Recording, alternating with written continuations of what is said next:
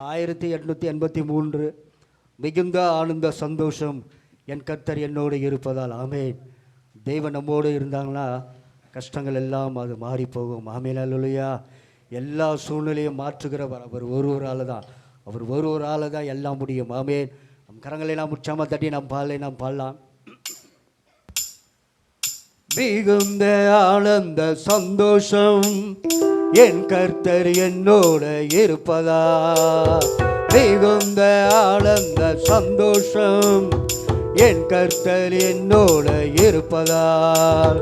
குறையிலையே குறையிலையே என் கர்த்தர் என்னை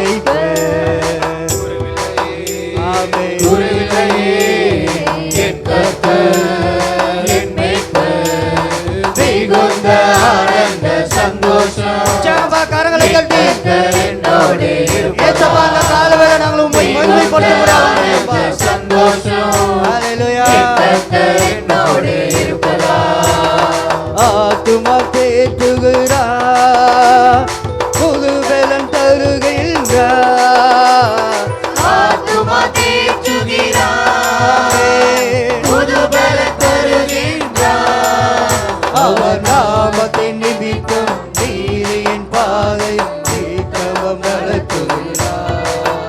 அவர் நாமத்தின் நிமித்தம் நீரின் பாதை தீர்க்கமும் நடத்துகிறார். ஆமென். குறையில்லையே குறையில்லையே குறையில்லையே என் கர்த்தர் என்னை குறைவாய் இருக்கும்போது நிறைவானவர் வரும்போது குறைவானெல்லாம் ஒழிந்து போகும்.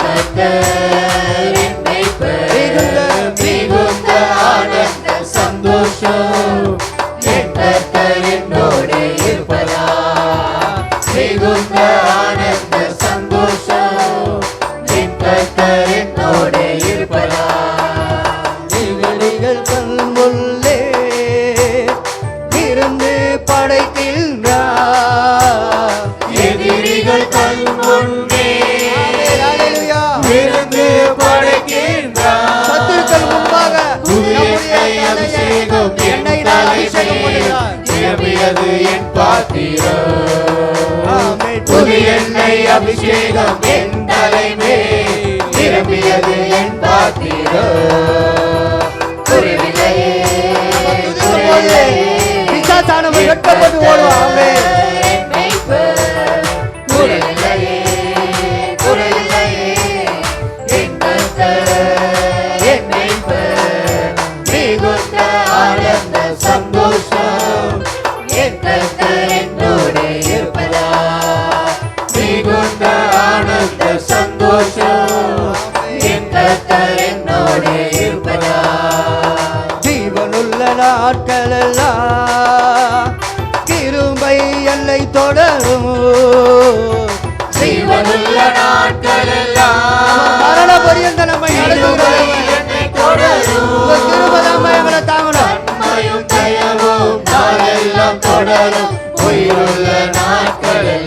முடிவு பரியந்த நம்மோடு இருக்கிறது.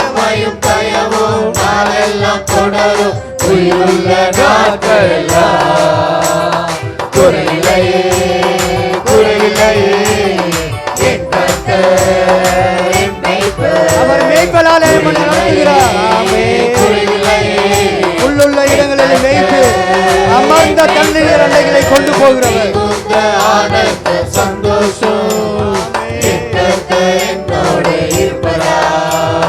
மிகுந்த ஆனந்த சந்தோஷம் என் கர்த்தர் என்னோடு இருப்பதா. ஆமென். அல்லேலூயா. ஆமென். தேவனை ஆராதிக்கும் போதெல்லாம் நமக்கு ஒரு சந்தோஷம் தான். ஆமென். அல்லேலூயா. ஏன்னா அவங்க நம்மளோடு இருக்கிறாங்க என்று ஒரு நம்பிக்கை தான். ஆமென். அல்லேலூயா. இது வரைக்கும் கிறிஸ்து ஜீவி என்றாலே ஒரு நம்பிக்கை தான். ஆமென். அல்லேலூயா. இயேசு கிறிஸ்துவை நம்ம பார்க்கல, ஆனா விசுவாசிக்கிறோம் ஒரு நாள் அவரை பார்ப்போம் என்று. ஆமென். அல்லேலூயா. அல்லேலூயா. அதனால தேவனை நம்ம நிறைவாய் அவரை மகிழ்ச்சியாய் அவரை நம்ம தொழுது கொள்ளும் போதெல்லாம் அவர் நமக்கு சமீபமாக இருக்கிறார். ஆமென். அல்லேலூயா. நம்ம அவரை துதிக்கும் போது பிசாசானவன் வெட்கப்படுவான். ஆமென். அல்லேலூயா. அவங்க தேவனை துதிக்கிறாங்களேன்னு அவன் வெட்கப்பட்டு அவன் ஓடியே போவான். அதனால அந்த நம்மளுடைய குடும்பங்களுக்கு எந்த பிரச்சனைகள் இருந்தாலும் எல்லா சூழ்நிலையும் மாற்றுகிறவர் அவர் ஒருவர் தான். நம்ம இன்னொரு பாடல கூட நம்ம பாடலாம். பாட்டு புதுல 1768வது பாடல். விளவான என்னை மாற்றினவர் அவர் நீதிமான் என்று அழைக்கின்றவர். பாட்டு புதுல 1768.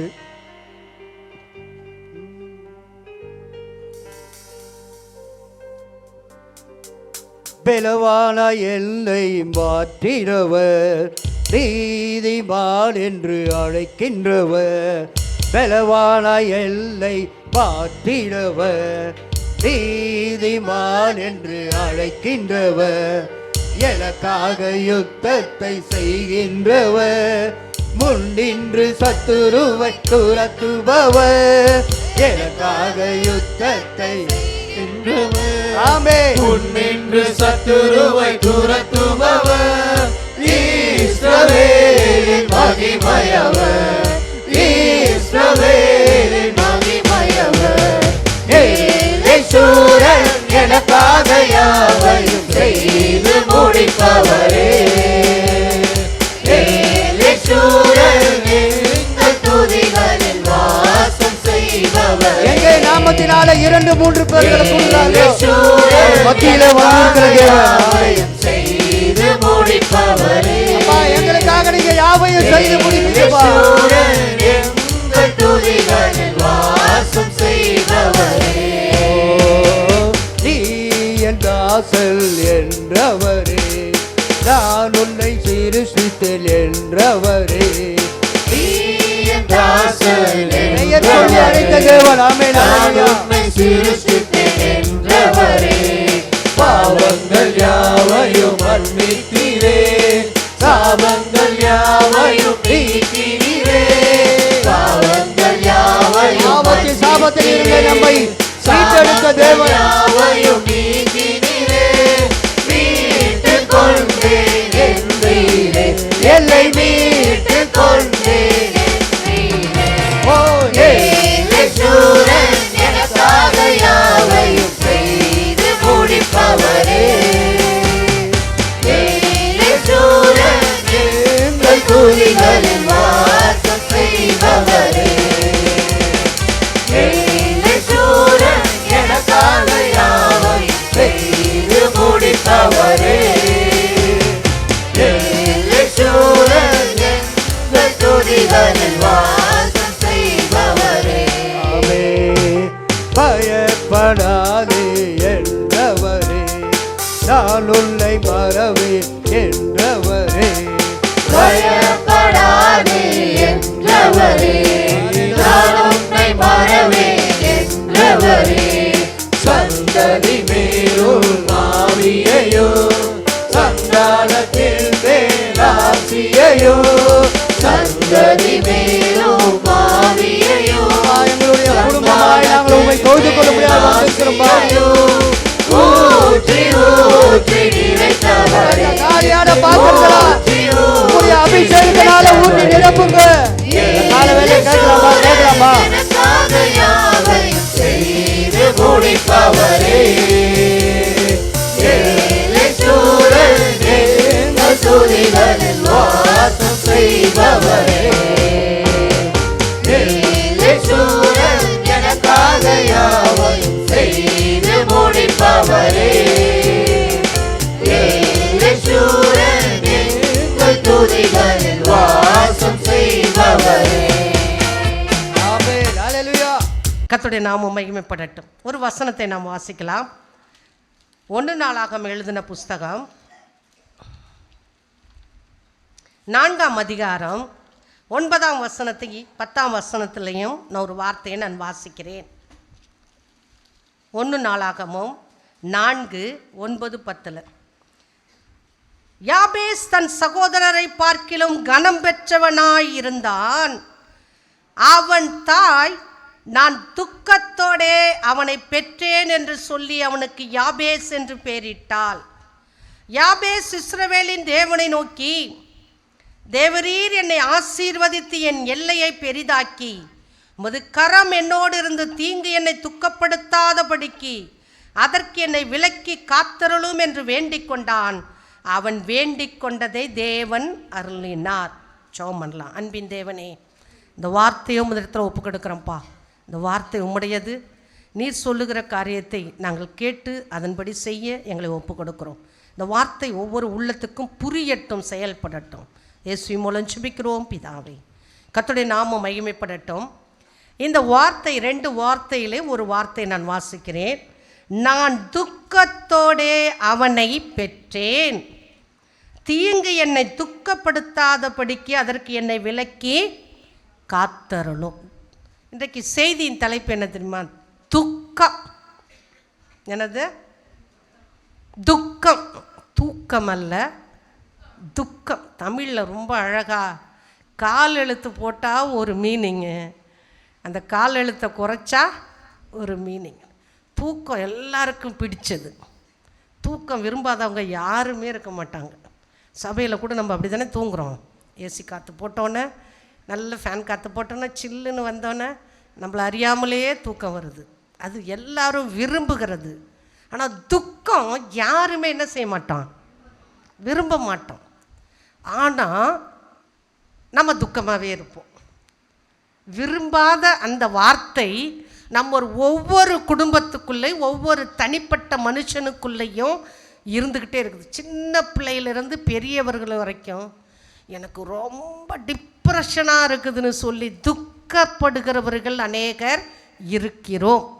அந்த துக்கத்தை இன்றைக்கு ஆகஸ்ட் மாதம் 31ஆம் தேதியோடு விட்டு கடந்து போக வேண்டும் என்று தேவன் விரும்புகிறார். அதனால் தான் இந்த சத்தியத்தை உங்களுக்கு நான் கொண்டு வருகிறேன். அல்லேலூயா, அல்லேலூயா. துக்கம்னா என்ன? நம்மளுக்கு சூழ்நிலைகள் சரியில்லை, நம்ம குடும்ப நிலைமை சரியில்லை, அல்லது வியாதி பலகீனங்கள், அல்லது வலி நிறைந்த வார்த்தைகளை கேட்கும்போது இருதயம் என்ன செய்யும்? துக்கப்படும். நம்ம எதிரில் இருக்கிறவங்க யாராவது நம்மளை திட்டாங்கன்னா நம்ம முகம் டக்குன்னு என்ன செய்யும்? மாறும். அது ஒரு உள்ளத்தில் போயிட்டு என்ன செய்யும்? ஒரு வேதனையை உண்டாக்கும். இதுக்கெல்லாம் பேர் தான் என்னது? துக்கம். அப்போ துக்கம் ஏன் நமக்கு வருது?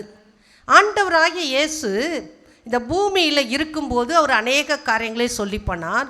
பிதாவாகிய தேவன் மனுஷனை உண்டாக்கும் போதே நன்மை தீமை இன்னதுன்னு அறியத்தக்கதான காரியங்களெல்லாம் அவனுக்கு சொல்லி தந்து கற்றுத்தந்து அவனை உருவாக்கினார். அதனால தான் மிருகங்கள் துக்கப்பட்டால் அதை வெளிப்படுத்த முடியல. மனுஷனுக்கு துக்கம் வந்தால் அவனால் என்ன செய்ய முடியும்? வெளிப்படுத்த முடியும். அந்த வெளிப்பாடு சிலருக்கு என்னாக்கும்? அழுகையாக வந்துடும். ஒரு சிலர் ஆஃபீஸ்லேயோ அல்லது உறவுகள் மத்தியிலோ யாராவது சின்ன விஷயத்துக்கு திட்டாங்கன்னா சிலர் என்ன செஞ்சுருவோம்? கடகடன்னு வாயை விட்டு அழ முடியலனாலும் கண்ணு தானார் கண்ணீரை வரவழைக்கும். அந்த வார்த்தை அவர்களால் ஏற்றுக்கொள்ள முடியல.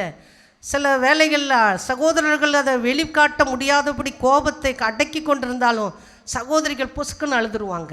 ஏன்னா அந்த துக்கம் அவர்களை தாங்க முடியாத அளவுக்கு. இப்போ துக்கம் அழுகையாகவோ அல்லது கோபமாகவோ அல்லது இழி செயல்களுமாக கோபமும் வெளிப்படும். கோபம் வெளிப்பட்டால் அது அடுத்தவர்கள் என்ன செய்யும்? துக்கத்துக்குள்ளே கொண்டு போய்விடும்.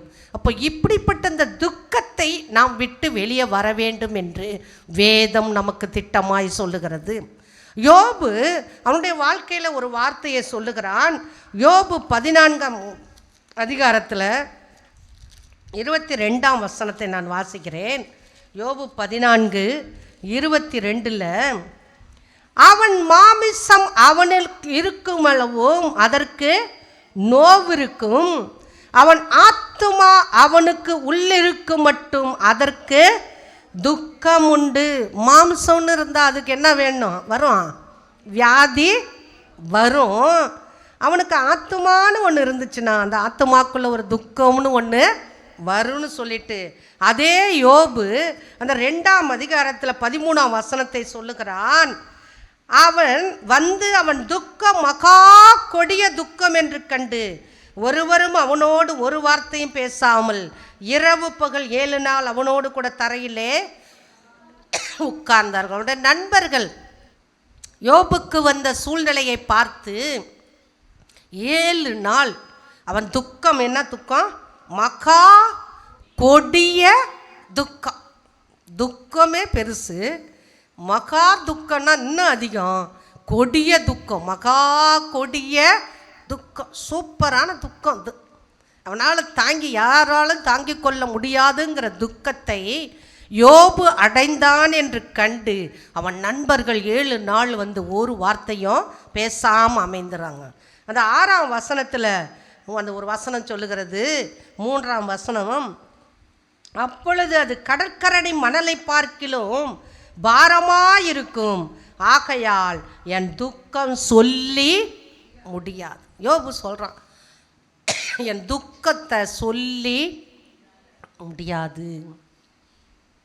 யோபுக்கு வந்த துக்கம், இழப்புகள், உயிர் இழப்புகள், பொருள் இழப்புகள், இவைகள் எல்லாம் யோபுக்கு என்னாச்சு? அதிகமாய் வந்தது. அந்த வியாதியினால் அவனுக்கு வந்த பொருள் இழப்புகளும் அந்த உயிர் இழப்புகளும் அந்த குடும்பத்தை அதிகமாய் வேதனைப்படுத்தினது. எல்லாரும் மாண்டு மடிந்து போனார்கள். ஆனால் யோபுக்கு வந்த வருத்தமும் அந்த வேதனையும் அந்த துக்கமும் அவனே சொல்கிறான், அது சொல்லி முடியாது.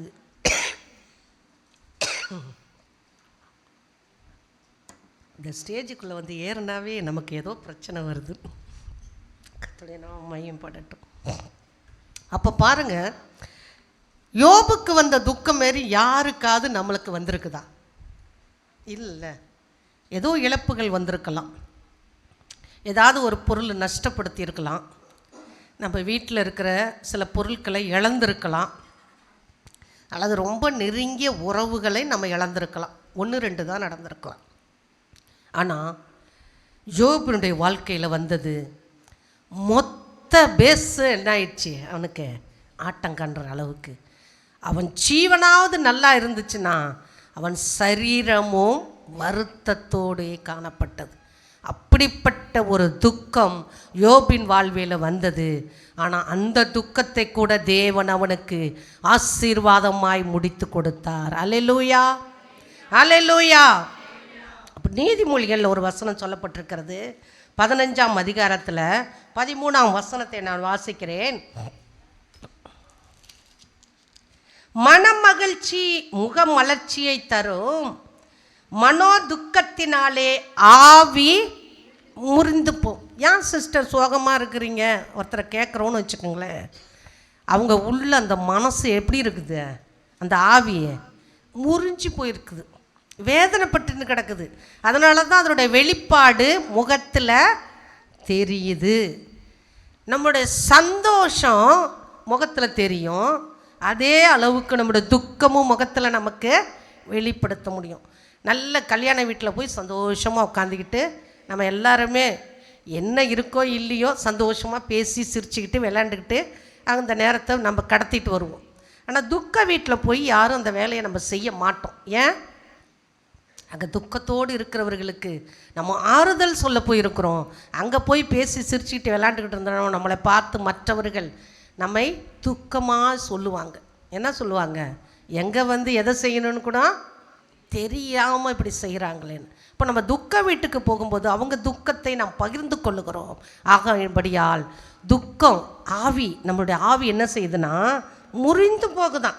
மன துக்கத்தினாலே ஆவி முறிந்து போகுது. இப்போது நம்ம மூளை ஒன்று சொல்லுது, இருதயம் ஒன்று சொல்லுது, செயல்படுத்துகிறது எதுவாக இருக்கிறது?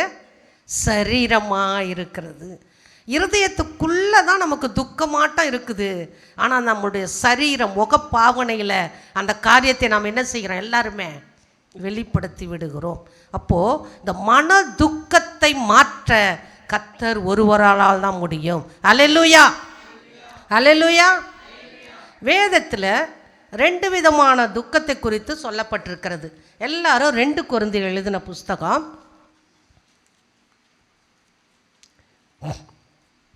7ஆம் அதிகாரத்தை எடுத்துக்கொள்ளலாம்.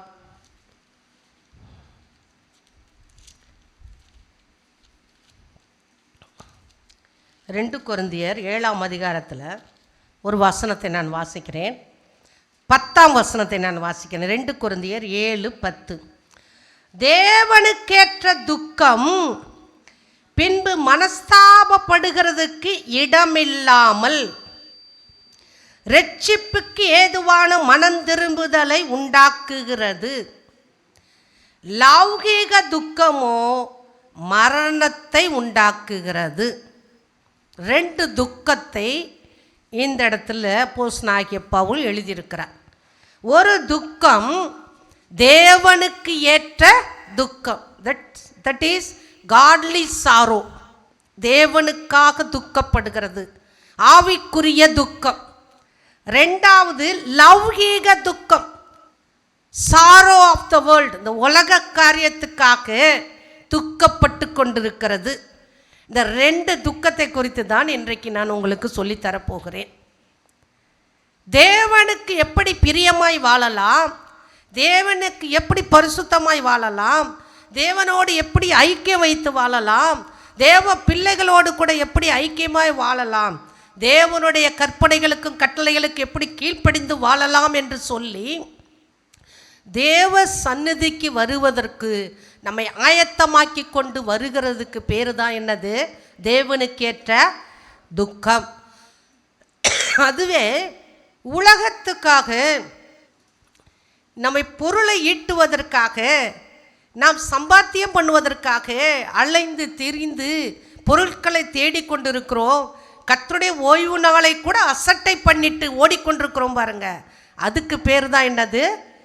லௌகீக துக்கம், உலக பிரகாரமான துக்கம்.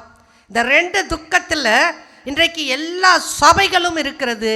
நாம் எந்த கூட்டத்தில் இருக்க போகிறோம் என்பதை நாம் ஃபைனலாக டிசைட் பண்ணிட்டு போகிறோம். கர்த்தருடைய நாமம் மகிமைப்படட்டும். இந்த வேதத்தில் ஒரு கூட்டத்தார் தேவனுக்காகவே துக்கப்பட்டு தேவனுடைய காரியங்களுக்காகவே பரிசுத்தமாய் வாழ்வதற்காக அவர்கள் துக்கப்பட்டு வாழ்ந்து கொண்டிருந்தார்கள். ஒரு கூட்டத்தார் இந்த உலகத்தையும் உலகத்தின் காரியங்களால் தங்களை தாங்களே திருப்திப்படுத்தி கொள்வதற்காகவும் வாழ்ந்து கொண்டிருந்ததை இந்த வேதத்தில் நாம் பார்க்கிறோம். அதில் ஒரு சிலர் முதலாவதாக தேவனுக்கேற்ற துக்கம் அடைந்தவர்களை நாம் பார்க்க போகிறோம். முதலாவதாக தானியேல் எழுதின புஸ்தகம் 10ஆம் அதிகாரத்தை நாம் எல்லாரும் எடுத்துக்கொள்ளும்போது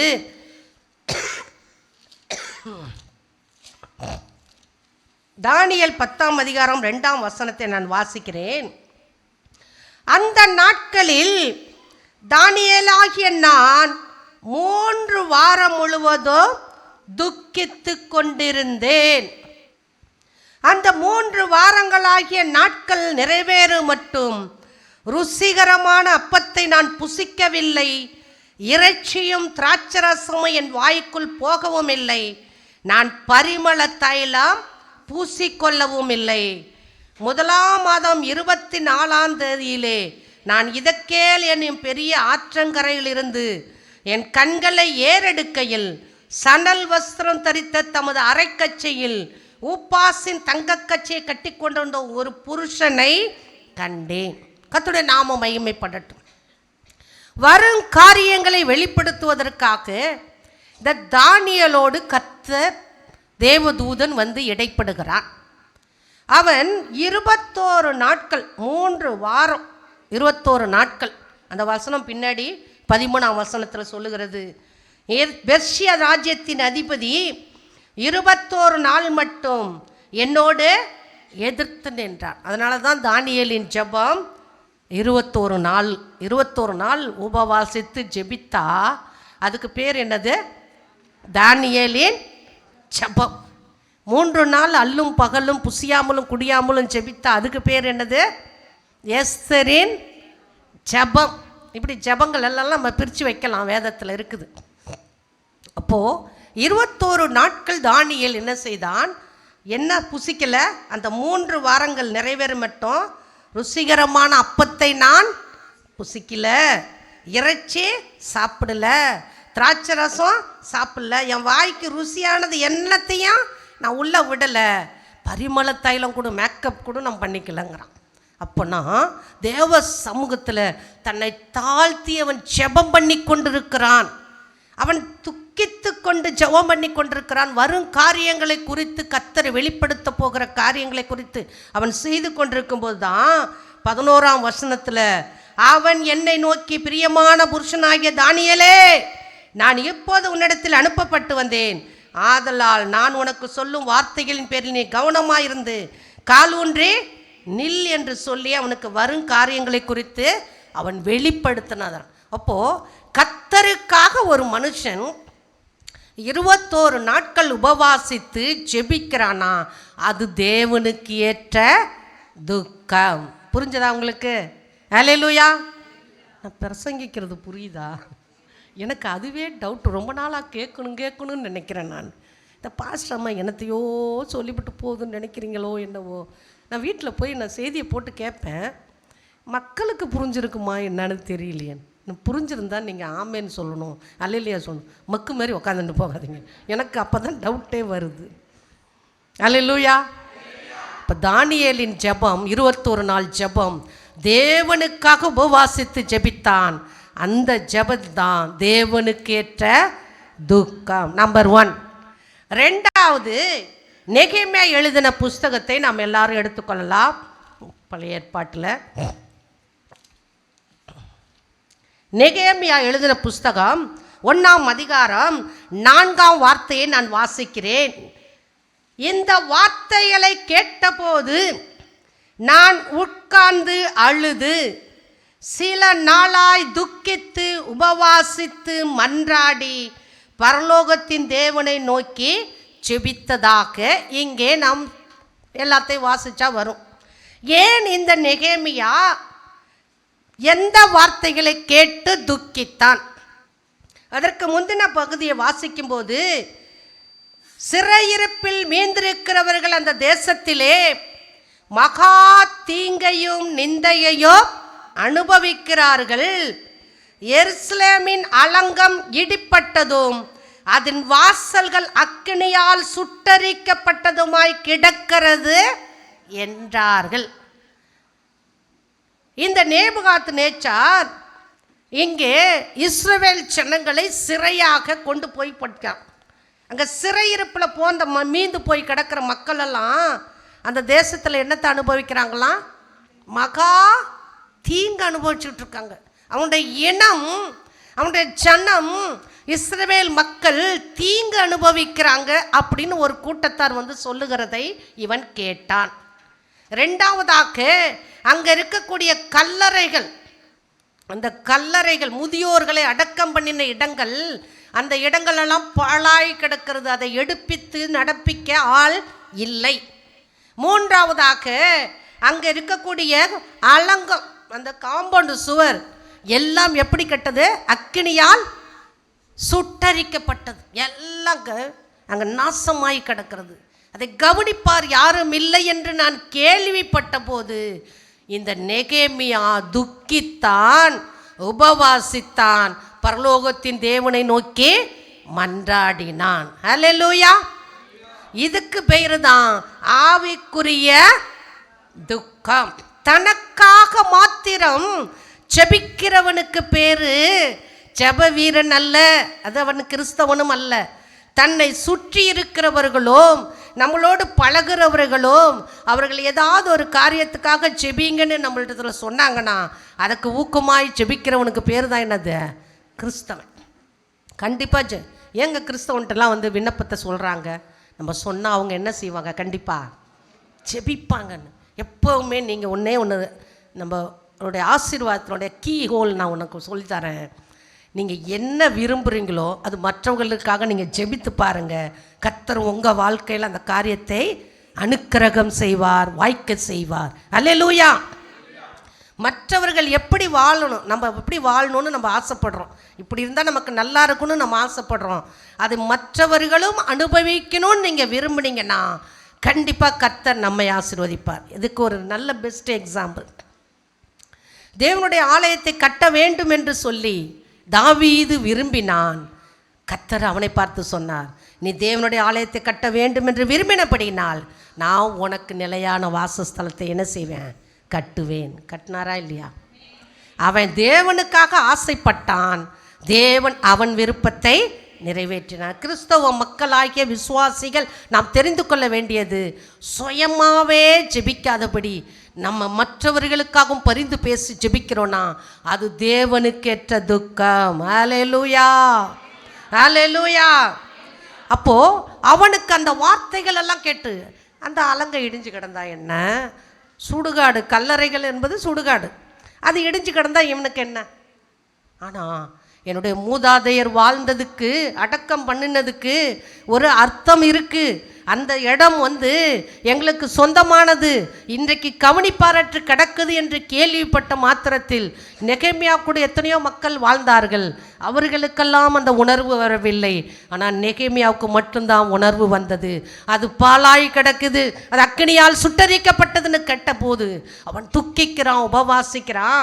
2ஆம் அதிகாரத்தில் 2ஆம் வசனத்தை வாசிக்கும் போது, அப்பொழுது ராஜா என்னை நோக்கி என்னை பார்த்து, நீ துக்க முகமாய் இருக்கிறது என்ன?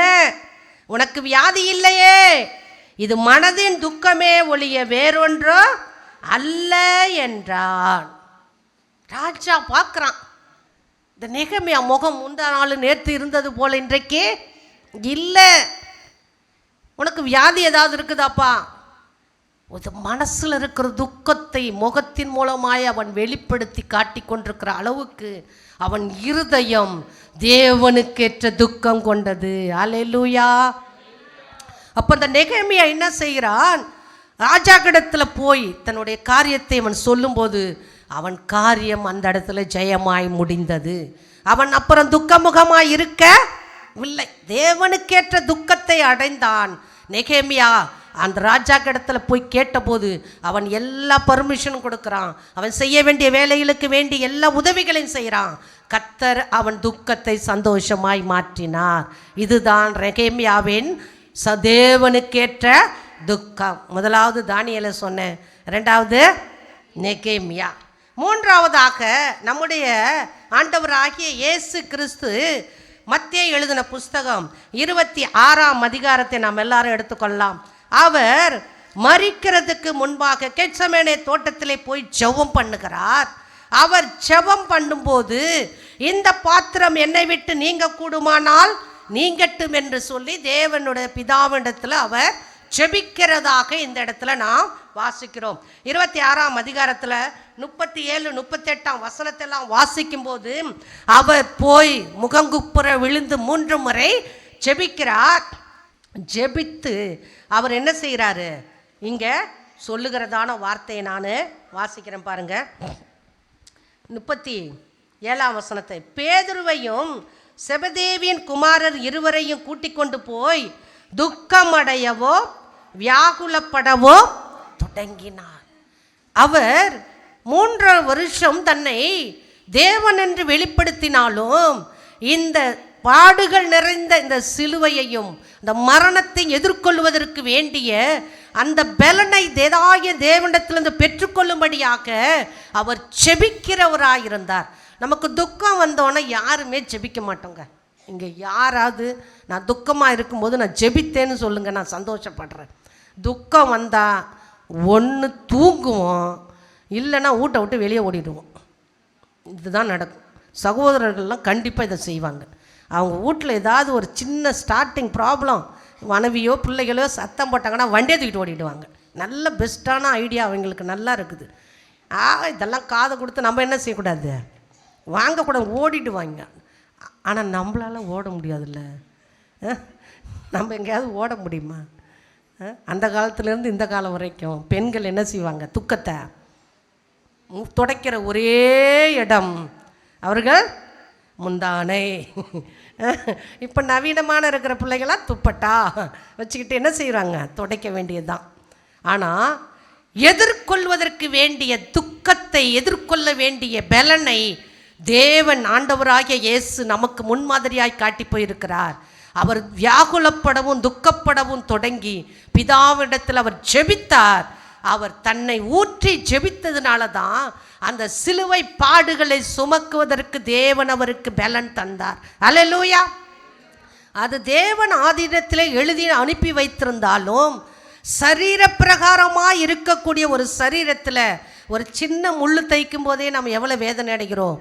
அவரை சாட்டையால் அடித்து கிழித்து அவருடைய சரீரத்தை உருவி இழுக்கும்போது எவ்வளோ வேதனை எவ்வளோ துக்கம் அடைந்திருப்பார். அந்த தேவன் தான் நமக்கு முன்மாதிரியை வைத்து போயிருக்கிறார்.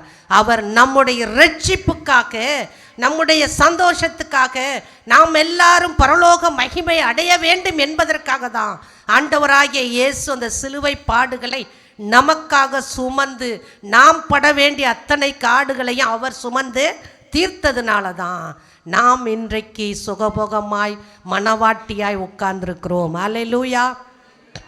அப்போ இயேசு நமக்கு முன்மாதிரியாக அவர் கடந்து போயிருக்கிறார். அப்போ இந்த 3 பேரும் தேவனுக்கேற்ற துக்கத்தில் அவர்கள் கர்த்தருக்காக பிரயாசம் எடுத்தார்கள், ஆண்டவருக்காக பிரயாசம் எடுத்தார்கள். இன்னும் ஒரு சில குரூப்புகளை நாம் பார்க்க போகிறோம். லௌகீக துக்கம். இந்த லௌகீக துக்கத்துக்கு முதலாவது பாயிண்ட்டை நாம் எடுக்க போனால் 1 சாமுவேல் எழுதின புஸ்தகம் 15ஆம் அதிகாரத்தை எடுத்துக்கொள்ளலாம். 1 சாமுவேல் 15ஆம் அதிகாரம். 15ஆம் அதிகாரத்தின் கடைசி வசனத்தை, முதல் வசனத்தை நான் வாசிக்கிறேன். சவுல் மரணமடையும் நாள் மட்டும் சாமுவேல் அப்புறம் அவனை கண்டு பேசவில்லை. இஸ்ரவேல் மேல் சவுலை ராஜாவாக்கினதற்காக கர்த்தர் மனஸ்தாபப்பட்டதின் நிமித்தம் சாமுவேல் சவுலுக்காக துக்கித்து கொண்டிருந்தான். கர்த்தர் சாமுவேலை நோக்கி, இஸ்ரவேலின் மேல் ராஜாவாய் இராதபடிக்கு நான் புறக்கணித்து தள்ளின சவுலுக்காக நீ எந்த மட்டும் துக்கித்து கொண்டிருப்பாய். இது ஒரு மாமிசமான துக்கம், லௌகீக துக்கம், உலக பிரகாரமான துக்கம். முதல் ராஜாவாக சவுலை தேவன் ஏற்படுத்தினார். இந்த தீர்க்கதரிசியாகிய சாமுவேல் தான் அவரை அபிஷேகம் பண்ணி வைத்தார்.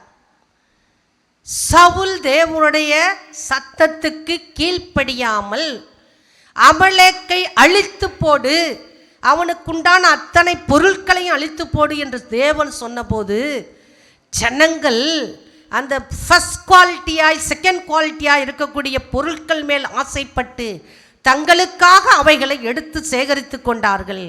ஒன்றுக்கும் உதவாததை அழித்து போட்டார்கள். இது தேவன் பார்வையில் விசனமாயிருந்தது. சாமுவேல் போய் சவுலை பார்த்து கேட்கிறார், நீ முற்றிலும் அமலேக்கியனை அழித்து போட்டாயா? ஆம், நான் எல்லாத்தையும் செஞ்சிட்டேன். ஆனால் மக்களுக்கு தேவையானது சில பொருட்கள்லாம் இருந்தது, அதை மட்டும் அவங்க எடுத்துட்டாங்க. மீதி எல்லாத்தையும் நாங்கள் என்ன செஞ்சிட்டோம்?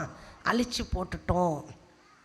ஆனால் கர்த்தர் அவனை பார்த்து சொல்லுகிறார், இந்த அமலேக்கு இஸ்ரவேல் ஜனங்கள் எகிப்திலிருந்து கடந்து வரும்போது வழி விடாதபடிக்கு தடுத்தவன், வழி கொடுக்காதவன். அவன் இந்த பூமியில் இராதபடிக்கு முற்றிலும் நாசமாக்க வேண்டும் என்பது என்னுடைய திட்டம். என்னுடைய திட்டத்தை நீர் எதிர்த்து முறையிடாமல் நீர் இப்படி முரண்பாடாய் செய்ததுனால நீ ராஜாவாக இராதபடிக்கு உன்னை நான் என்ன செய்கிறேன்? தள்ளி விட்டுறேன்னு தள்ளி விட்டாரு.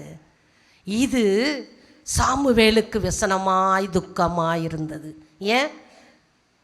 முதல்ல அபிஷேகம் பண்ணினவன் யாரு? இந்த சவுல். முதல் அபிஷேகமே இப்படி ஆயிருச்சே, இவன் தானே இந்த ஜனங்கள் எல்லாருடைய வாஞ்சையை நிறைவேற்றும்படி இந்த சவுலை ராஜாவாக அபிஷேகம் பண்ணி வைத்தானே.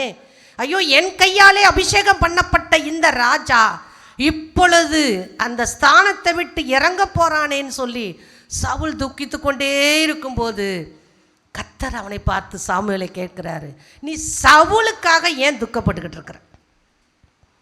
இன்றைக்கு கூட சபை இப்படியெல்லாம் வளரும்போது சில ஆத்துமாக்கள் சபையை விட்டு வெளியே போகும்போது நான்லாம் ரொம்ப துக்கப்பட்டிருக்கிறேன். ஒரு சில காரியங்கள்லாம் என்னை வாட்டி வதக்குனது. ஒன்றுமே இல்லாமல் ஏன் ஆண்டவரே இப்படிலாம் நடந்தது? ஆண்டவர் அன்றைக்கு சவுலுக்கிட்ட சொன்ன மாதிரியே என்கிட்டையும் சொன்னார். சாமுவேல்கிட்ட சொன்ன மாதிரி என்கிட்ட சொன்ன, நீ ஏன் துக்கப்பட்டுக்கிட்டு இருக்கிற? பர்டிகுலர் பேரெல்லாம் சொல்லி என்கிட்ட சொன்னார். இதுக்காகலாம் நீ என்ன செய்யாத, துக்கப்படாத. உன்னை விட்டு போகணும்னு அவங்க விரும்பினா அவங்களுக்கு தான் நஷ்டம், உனக்கு நஷ்டம் கிடையாதுன்னாரு. அல்லேலூயா. வாத்தியார் 1000 பிள்ளைகளை ஒவ்வொரு வருஷமும் என்ன செய்வார்? உருவாக்குவாரா இல்லையா? வாத்தியாருக்கு ஏதாவது நஷ்டம் வரப்போகுது? வாத்தியாருக்கு ஏதாவது நஷ்டம் வரும்? பிள்ளைகளுக்கு தான் நஷ்டம் வரும்.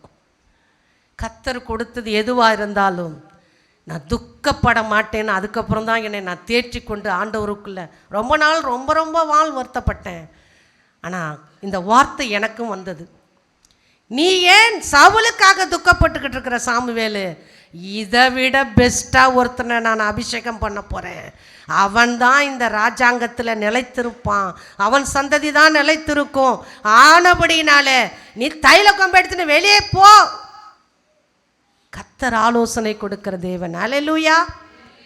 இந்த சாமுவேல் தீர்க்கதரிசியா இருந்தாலும் தேவனிடத்திலிருந்து பதிலை அடிக்கடி பெற்றுக்கொண்டு ஆசீர்வாதமான வார்த்தைகளை ஜனங்களுக்கு சொல்லி கொண்டிருந்தாலும் ஒரு ராஜா அந்த ஸ்தானத்தை விட்டு இறங்கும் போது அவன் துக்கப்பட்டு கொண்டிருந்தான்.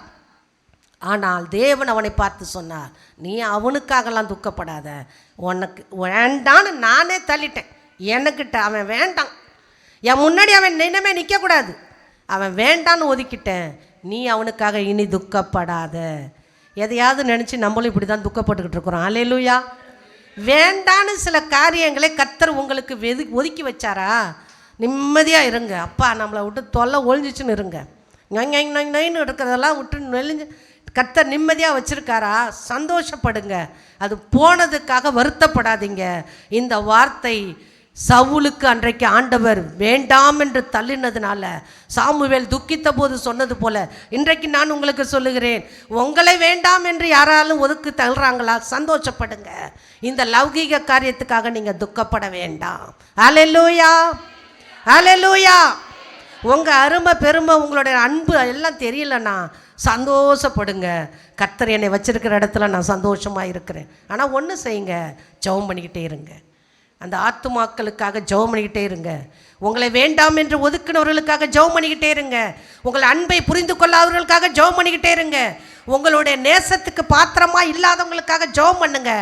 கர்த்தர் அன்றைக்கு ஈசாக்கை பார்த்து வேண்டாம் என்று ஒதுக்கி தள்ளின பிறகு அவன் ஆசீர்வாதமாய் வாழ்ந்ததை பார்த்து திருப்பி வந்து கர்த்தர் உன்னோடு இருக்கிறான்னு சொன்னாங்களே, அதுபோல் நம்மளை பார்த்து சொல்லுவாங்க. அல்லேலூயா. உங்களை பார்த்து சொல்லுவாங்க, கர்த்தர் உங்களோட இருக்கிறாருங்க, எனக்கு உங்களை விட்டு பிரிஞ்சது ரொம்ப கஷ்டமாக இருக்குன்னு உங்களை பார்த்து சொல்லுவாங்க. உங்கள் அன்புக்கு பாத்திரவான்களாய் மாறுவாங்க. கர்த்தர் அப்படி செய்வார். அதற்கு உங்களை உயர்த்தி வைப்பார். அல்லேலூயா, அல்லேலூயா. ரெண்டாவதாக யோவான் எழுதின புஸ்தகம் 6ஆம் அதிகாரம் 17ஆம் வசனத்திலிருந்து ஒரு சில சம்பவங்களை வாசிக்கிறேன். நிறைய வசனம் இருக்குது, ஆனால் அவ்வளோதையும் வாசிக்க முடியாது. நான் மேட்ரை சுருக்கமாக சொல்லிவிட்டு நான் கடந்து போகிறேன். 6ஆம் அதிகாரத்தில்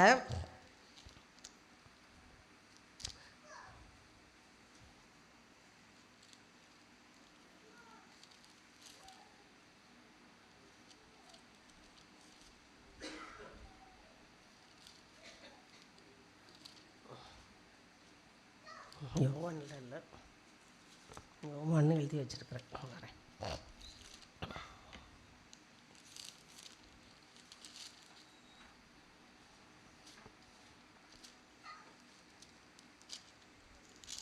வசனத்தை விட்டுட்டேன் நான், சாரி.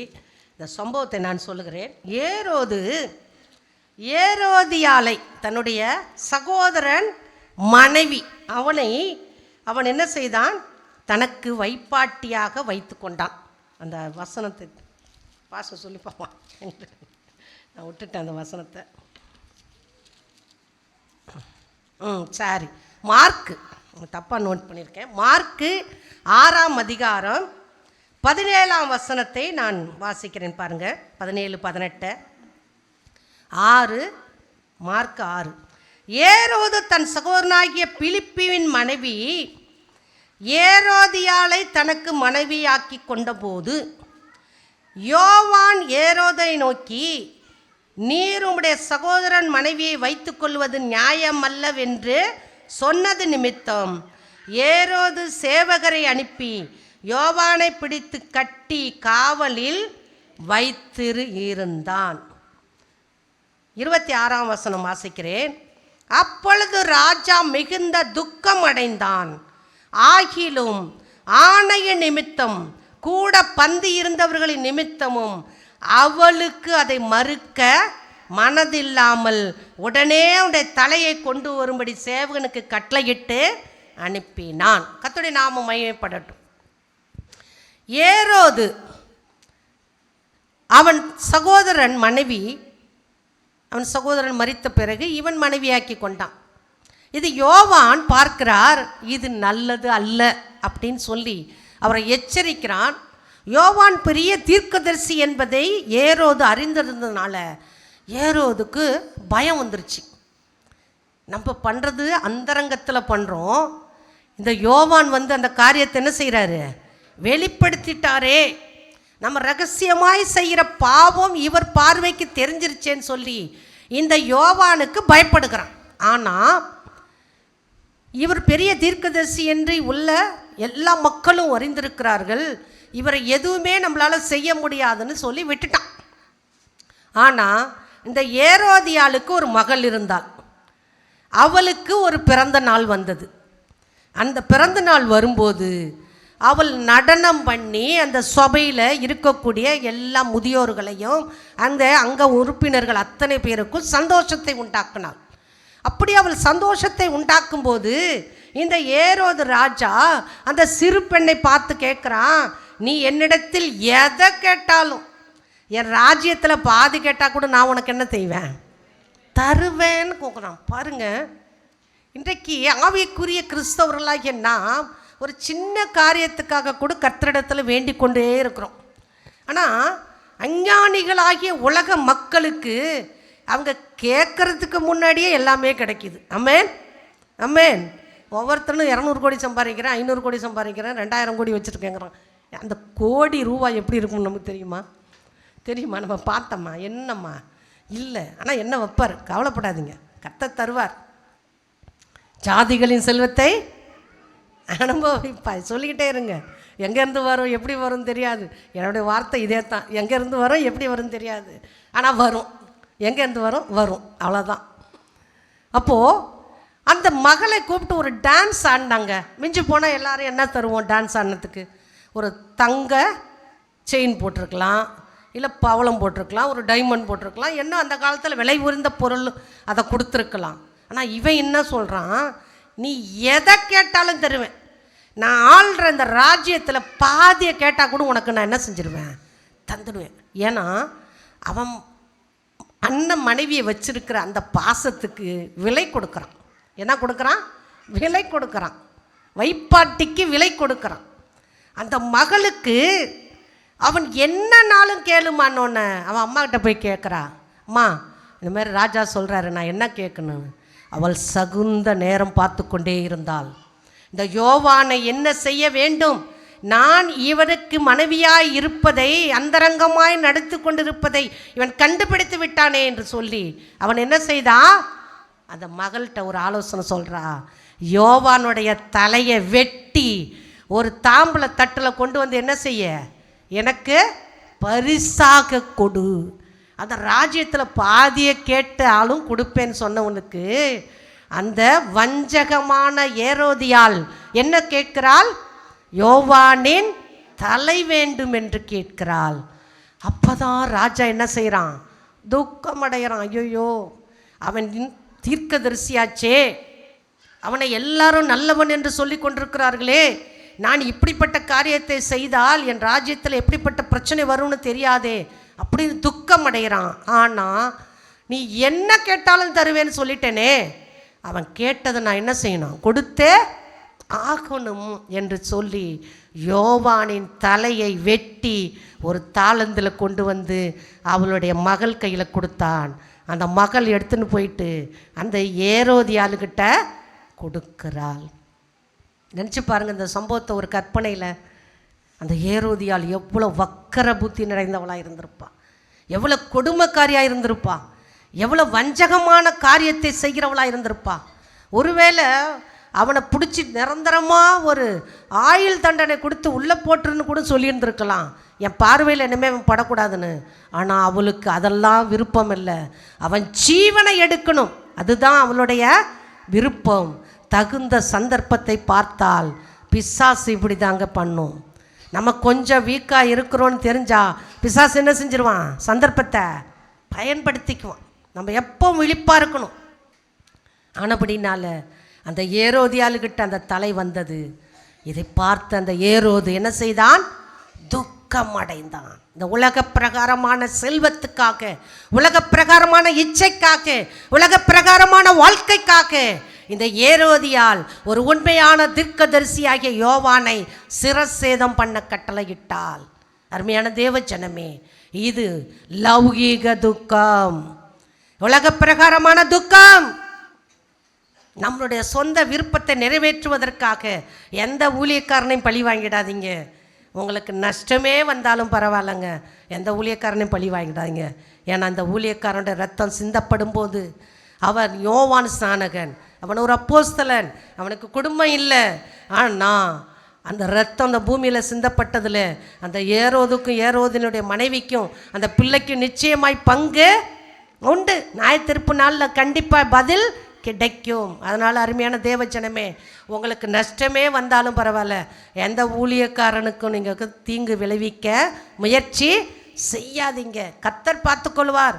எனக்கு விரோதமாய் அவர்கள் இவ்வளோ தீங்கு செய்கிறார்கள் தெரிஞ்சிருந்தாலும் கர்த்தரிடத்தில் ஒப்பு கொடுத்துட்டு விட்டுடுங்க.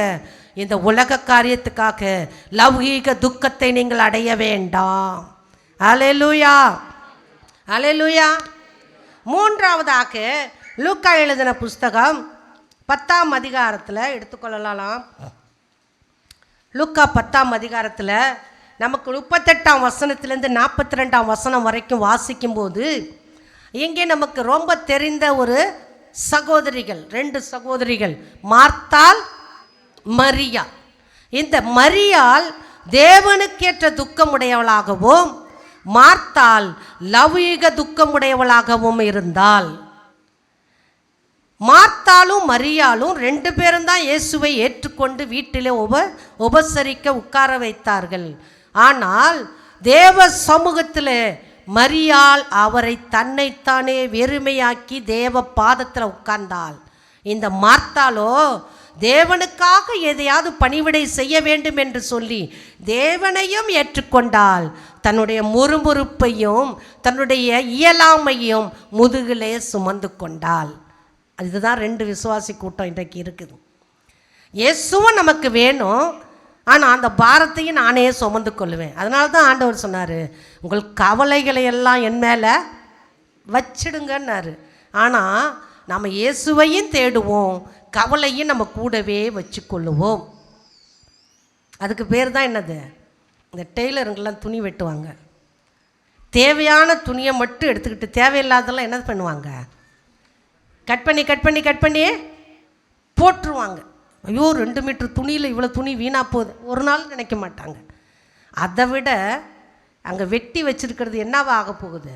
ஒரு பெஸ்ட்டு ப்ராடக்டாக மாறப்போகுது. இப்போ இந்த பெஸ்ட்டு ப்ராடக்ட் வேணும்னா தேவையில்லாததெல்லாம் என்ன செய்யணும்?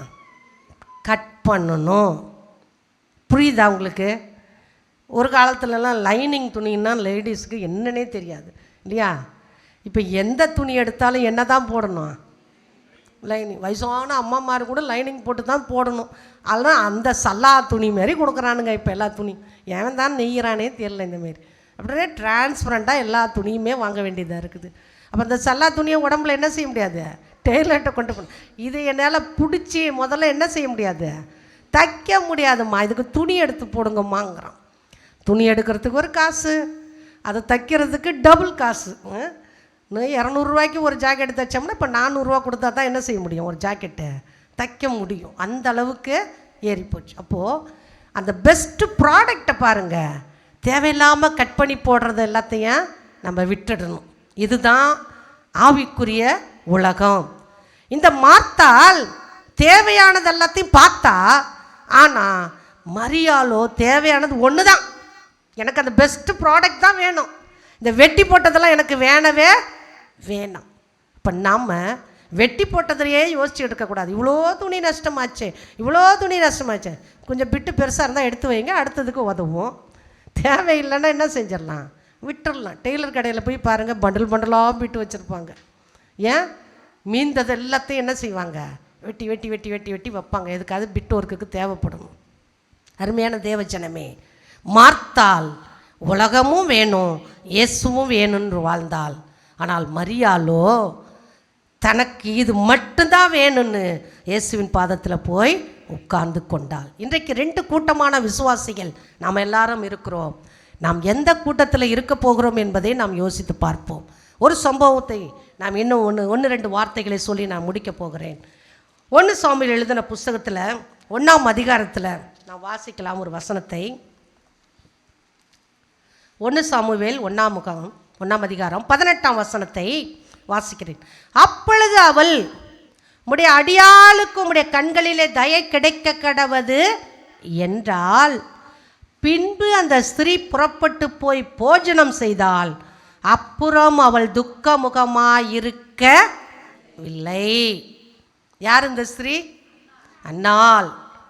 அன்னாள் என்கிற ஸ்திரீ, அவளுக்கு இருந்த நிந்தை, அவமானம், அவளை வசைப்பாடினவர்கள், கூடவே வீட்டுக்குள்ளே உட்கார்ந்திருந்த ஓரவத்தி வேற யாரும் கிடையாது, அவளுடைய சொந்த சகோதரி தான். அக்காவுக்கு பிள்ளை இல்லைன்னா தங்கச்சியை கல்யாணம் பண்ணிட்டார், அவ்வளோதான் எல்கானா.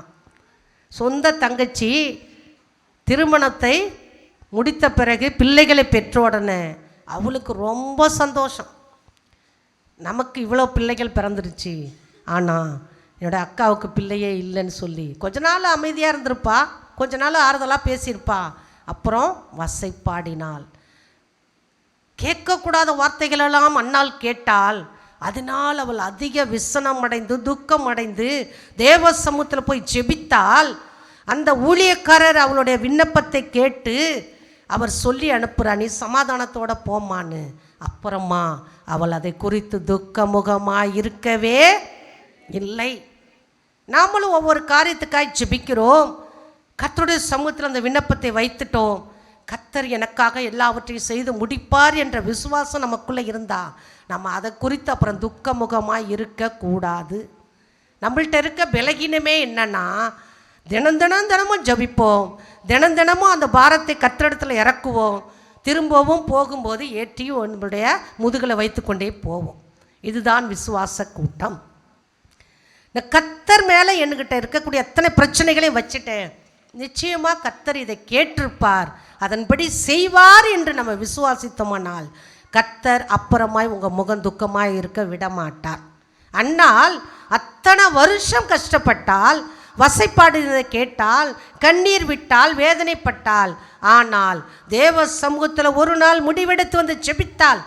இனி அவள் துக்கமுகமாய் இல்லை. அல்லேலூயா, அல்லேலூயா. இன்றைக்கு 8 மாதங்களாக அநேக காரியங்களுக்காக நாம் துக்கப்பட்டு கொண்டே இருந்திருப்போம். இந்த காரியம் எனக்கு கைக்குடி வரலை, இந்த காரியம் எனக்கு தோல்வியாகவே இருக்குது, இந்த காரியத்தை நான் செய்யணும்னு முயற்சி எடுக்கிற எந்த முயற்சியுமே எனக்கு சக்ஸஸ் ஆகலை.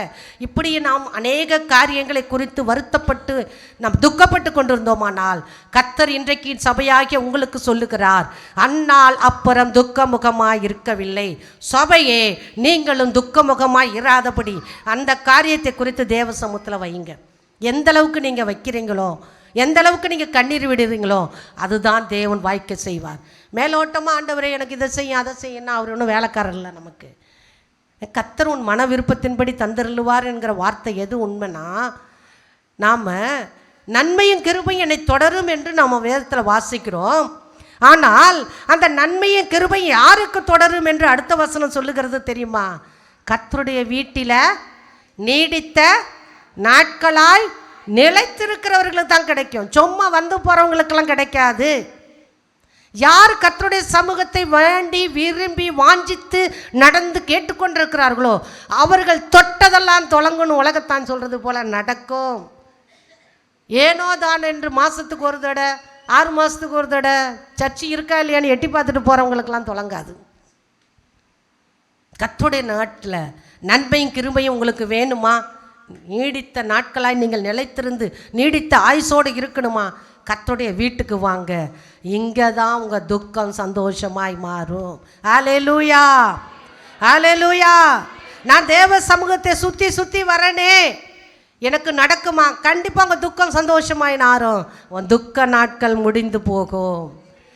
அடுத்த மாதம் ஒரு பரிபூர்ணமான மாதத்துக்குள்ளே நாம் போகிறோம். பரிபூர்ணமான நன்மைகளை என் வாழ்க்கையில் கொடுங்க ஆண்டவரே. நான் இதுவரைக்கும் எதிர்பார்த்திராத ஆசீர்வாதங்களை என் வாழ்க்கையில் கொடு ஆண்டவரே. ஏன் நீங்கள் அப்படி வேண்டி விரும்பி கேட்கக்கூடாது? சின்ன காரியத்துக்காகவே கேட்காதீங்க. நான்லாம் இப்போ என்னோடய ப்ராஜெக்டெல்லாம் லட்சங்களை தாண்டி கோடிகளை போயிடுச்சு. ஆயிரங்களில் ப்ராஜெக்டை கேட்டோம், லட்சங்களில் ப்ராஜெக்டை கேட்டோம். நான் கர்த்தரில் கோடிகளை ப்ராஜெக்டை கேட்க போகிறேன் இப்போ. ஏன்னா அவர் வானத்துக்கும் பூமிக்குமான ஆண்டவர். அல்லேலூயா. அவர் எவ்வளோ பெரிய தேவன். நான் தனியாக உட்காந்துக்கிட்டு வீட்டில் வேலை செஞ்சுக்கிட்டு இப்படி தான் நான் அவர்கிட்ட பேசிக்கிட்டே காய் அறிவேன், அவரை பேசிக்கிட்டே நான் சமையல் பண்ணுவேன். நான் எல்லா வேலையுமே அவரோட பேசிக்கிட்டு தான் இப்படி தான் செய்வேன். நான் தனித்து உட்காந்து செய்கிறத விட நான் இப்படி வேலை செஞ்சுக்கிட்டே செய்கிறது எனக்கு இன்ட்ரெஸ்ட்டாக இருக்கும். நான் தனியாக இருக்கேன்னு நினைக்க கூட மாட்டேன். ஏன்னா என் கூட எப்போவும் தேவனோட பேசிக்கிட்டே நான் வேலை செய்வேன். எந்த மனுஷனோட பேசுகிறது எனக்கு அவ்வளோக்கா காரியம் இல்லை. எனக்கு அப்படியே பிடிச்சிக்கிற திக்கு ஃப்ரெண்டும் யாரும் இல்லை, எனிமே எனக்கு யாருமே இல்லை. எல்லாரும் எனக்கு நண்பர்கள். அல்லேலூயா. எல்லார்ட்டையும் நான் பேசுவேன். இங்கே இருக்கிற அம்மாமார், வயசான அம்மாமாரும் எனக்கு தாய் போல் இருக்கிறவங்களும் எனக்கு நண்பர்கள். நேற்று கத்தால முளைச்சதும் எனக்கு நண்பர்கள் தான். நான் எல்லாருக்கும் எல்லாமாய் பேசுவேன், பழகுவேன். அல்லேலூயா, அல்லேலூயா. அப்போது நீங்கள் இன்னமே என்ன செய்யுங்க, சின்ன காரியத்தை கேட்காதீங்க. தேவ சமூகத்தில் உன்னுடைய மன விருப்பம் எதுவோ அந்த ப்ராஜெக்டை பெருசாக போடுங்க. ஆண்டவரே என்னென்னபடி கர்த்தாவே என் வாழ்க்கையில் நீங்கள் செய்யணும். ஆனால் நான் உனக்கு சொல்கிறேன், நன்மை கிருபை வேணுமா? கர்த்தருடைய நீட்டில் என்ன செய்யணும்? நிலைத்திருக்கணும், கர்த்தரை தேடணும், கர்த்தரை ஆராதிக்கணும். அப்போ உங்கள் துக்கம் சந்தோஷமாய் மாறும். இன்னும் ஒரு பாயிண்ட்டை மட்டும் நான் சொல்லி கடந்து போக விரும்புகிறேன். லூக்கா எழுதின புஸ்தகத்தை நம்ம எடுத்துக்கொள்ளலாம். லூக்கா 24ஆம் அதிகாரத்தில்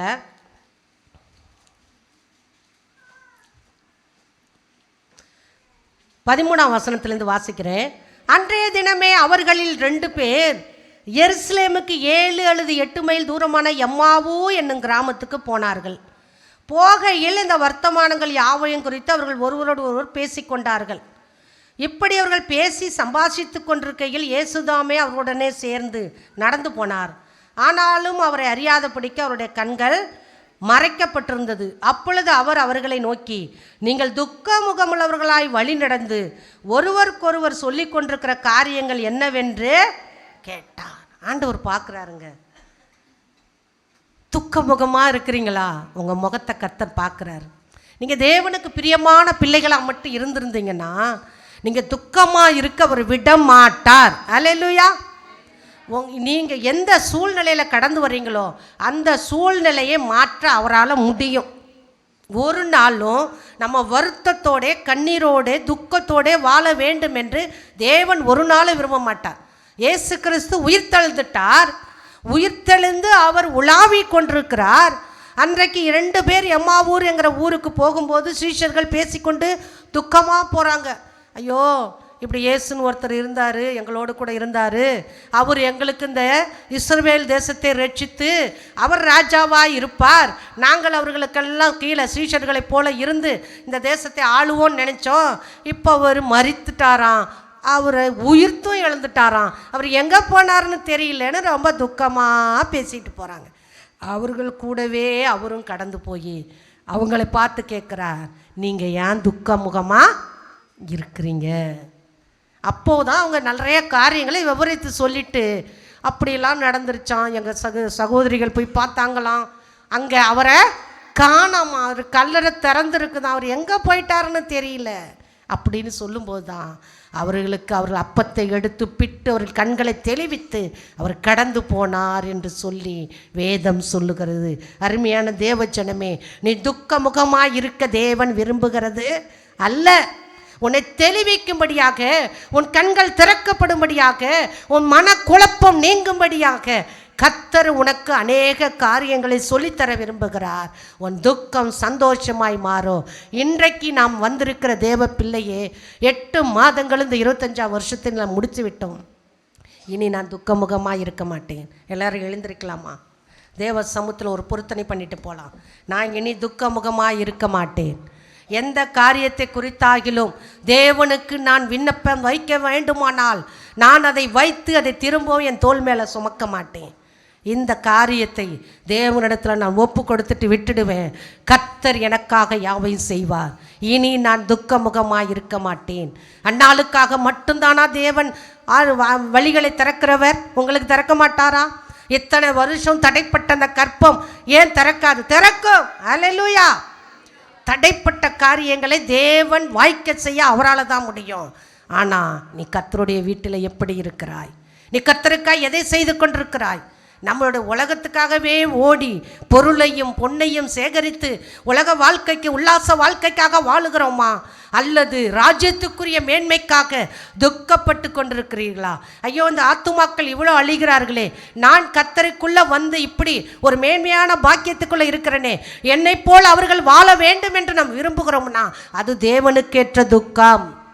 யார் எப்படி போனால் எனக்கு என்னன்னு சொல்லி நாமளே நம்மை திருப்திப்படுத்தி கொண்டு ஏதோ ஆராதனைக்கு வந்தோம், சத்தியத்தை கேட்டோம், கடந்து போனோம் என்று போவீர்கள். ஆனால் இது லௌகீக துக்கத்தில் கொண்டு போய் முடியும்.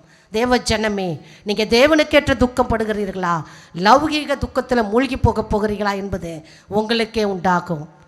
கர்த்தர் இன்றைக்கு சபையை பார்த்து சொல்கிறார், உன் துக்க நாட்கள் முடிந்து போனது. எல்லாரும் கரங்களை உயர்த்தி சொல்லுங்கள், ஆண்டவரே என் துக்க நாட்கள் முடிந்து போனது. ஆண்டவரே, இந்த ஆகஸ்ட் மாதம் 31ஆம் தேதியோடு என் துக்கம் சந்தோஷமாய் மாறும். என் துக்கத்தை சத்துரு எந்த விடத்திலும் திரும்ப திரும்ப கொண்டு வந்து என் சிந்தையில் போடாதபடிக்கு இயேசுவின் நாமத்தினால அந்த துக்கத்தை உண்டாக்குற ஆவியே எல்லா ஜனங்களை விட்டு வெளியேறு என்று கட்டளை கொடுக்கிறேன். சந்தோஷமும் மகிழ்ச்சியும் உண்டாகட்டையா.